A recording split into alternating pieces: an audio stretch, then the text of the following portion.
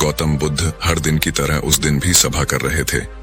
तब तक एक ने उनसे पूछा कि गौतम बुद्ध, कर्मों का फल कैसा मिलता है? कृपया इस बारे में आप मुझे समझाएं। गौतम बुद्धा कहते हैं, एक समय के बाद रामू और श्यामू नाम के एक गांव में दो भाई रहते थे। श्यामू अक्सर रामू को देखकर जलता था, क्योंकि रामू स्वभाव से बहुत अच्छा था, लेकिन श्यामू का स्वभाव ऐसा नहीं था। उसके दिल में दूसरों के लिए कोई दया नहीं था। वो हमेशा दूसरों का अनादर करता और उन्हें नुकसान पहुंचाता रहता था। धीरे धीरे काफी वक्त गुजर गया।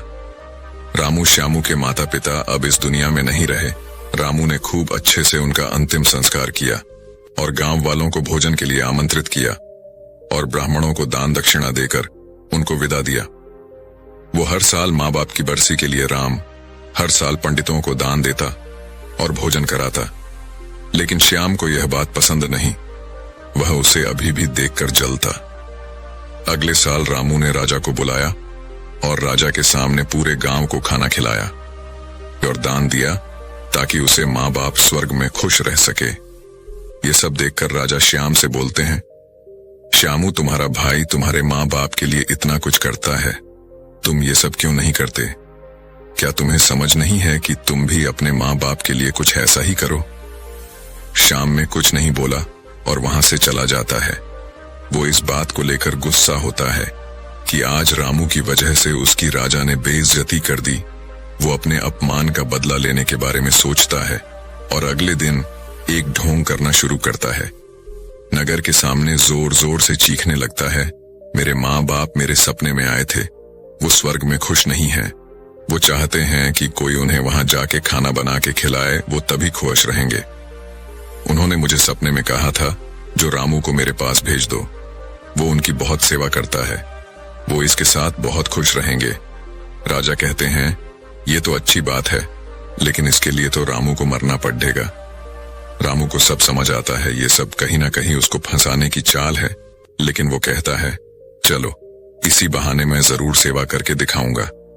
रामू मरने को तैयार हो जाता है।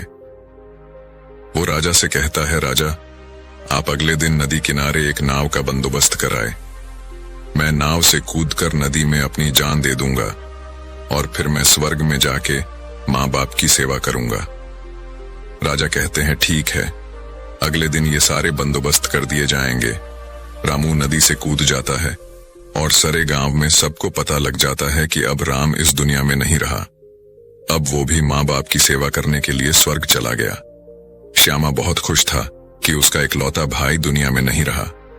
जो भी राजपाट और जमीन है, अब वो सब उसका मालिक बनेगा। धीरे धीरे काफी दिन गुजर चले। एक दिन अचानक से राजा के दरबार के बाहर रामू बैठा होता है और जोर जोर से रो रहा होता है। राजा के सिपाही दरबार में ले जाते हैं और बोलते हैं, ये चमत्कार कैसे हुआ? तुम जिंदा कैसे हो? ये सब क्या बला है? फिर राम बताता है, मैं स्वर्ग में गया था, मैंने वहां देखा, लेकिन मेरे बाबा अब भी खुश नहीं हैं। वो मेरे पे गुस्सा हो रहे थे। उन्होंने मुझसे बोला, तुम्हें वैसे खाना बनाने भी नहीं आता तुमसे। अच्छा तो श्याम है, वो अच्छा खाना बनता है, इसलिए तुम जाओ और तुम उसे भेज दो। राजा श्याम को बुलाते हैं और सारी बात बता देते हैं कि तुम्हारे भाई ने तुम्हारे माँ बाप के लिए इतना त्याग किया है, लेकिन अब तुम्हारी बारी है, क्या तुम उनके लिए ऐसा कुछ नहीं करोगे? श्याम को अब ना चाहते हुए भी आखिर ये काम करना ही पड़ा है। अगले दिन फिर से सारी तैयारी कराई जाती है, लेकिन राम ने सोचा कि अगले दिन मैं जाऊंगा ही नहीं, अगले दिन मैं शहर छोड़कर कहीं चला जाता हूँ। फिर राम ने राजा को सारी बात बता दी थी। दरअसल वो जिंदा कैसे बचा, उसने पहले ही मछुआरे से अपनी बात कह रही थी कि वो उसकी जान बचाएगा। मछुआरे उसकी जान बचाई और वो 1 महीने तक नगर के बाहर रखा और सही वक्त आने पर राजा के दरबार में उपस्थित हुआ। वो वैसा सिर्फ उसको सबक सिखाने के लिए करना चाहता था। राजा बोले, चलो अच्छी बात है, लेकिन उधर श्याम नगर छोड़ने का प्लान बना चुका था कि अगली सुबह वो वहां नहीं जाएगा। वो रात के अंधेरे में घर छोड़कर भाग लेता है। सिपाही उसे देख लेते हैं और उसे रोकते हैं। वो द्वारपाल के साथ लड़ाई करता है और एक को धक्का देकर वहीं गिरा देता है और पत्थर पर गिरने की वजह से उसे सिर को चोट लगती है और एक सिपाही वहीं मर जाता है। आखिरकार ये सारी बात राजा को पता लग जाती है। राजा उसे माफ करने वाले थे, लेकिन वो अब और गुस्सा हो जाते हैं। फिर अगली सुबह उसे नाव से वैसे धक्का दे दिया जाता है और वो उस नदी में डूब जाता है। अब उसे अपनी गलती का बहुत अफसोस होता है कि यह सब उसने ये क्या किया। जिंदगी की आखिरी मौके पर भी वह दूसरों का बुरा ही करना चाहा और आखिर में उसे भी अपने जान से हाथ धोने पड़े। तब गौतम बुद्ध समझाते हैं, कर्मों का फल ऐसा ही होता है। बुरे इंसान को आखिरी वक्त तक सही और गलत की पहचान नहीं होता। जिंदगी ऐसी ही नहीं चलती, जिंदगी समझने की चीज है।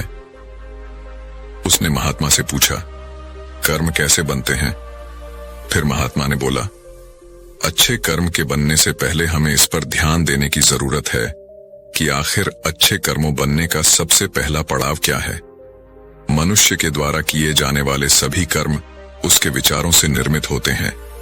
हमारी सकारात्मक या नकारात्मक सोच विचारों को जन्म देती है और वही विचार कर्म बनते हैं। इस तरह सोच सकारात्मक होने पर ही अच्छे कर्मों का निर्धारण हो सकता है।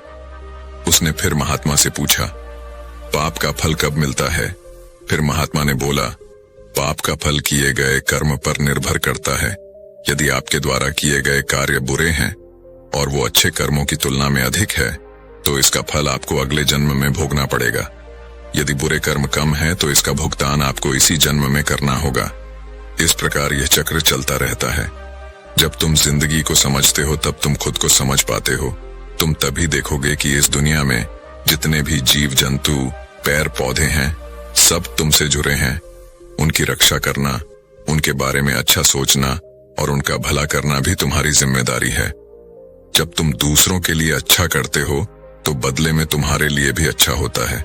लेकिन जब तुम किसी दूसरे का बुरा करते हो और तुम्हें लगता है कि तुम्हारे साथ बुरा नहीं होगा, और हो सकता है कि शायद उस वक्त तुम्हारे साथ बुरा ना भी हो, लेकिन ऐसा कुछ नहीं, कभी ना कभी तुमको उसका हर्जाना भुगतना ही पड़ता है। इसीलिए तुम्हें यहाँ पे किसी का बुरा करने का कोई हक नहीं है। तुम्हें यहाँ पे किसी के साथ गलत व्यवहार करने का कोई हक नहीं है, क्योंकि कर्मों का फल कभी ना कभी मिलता ही है।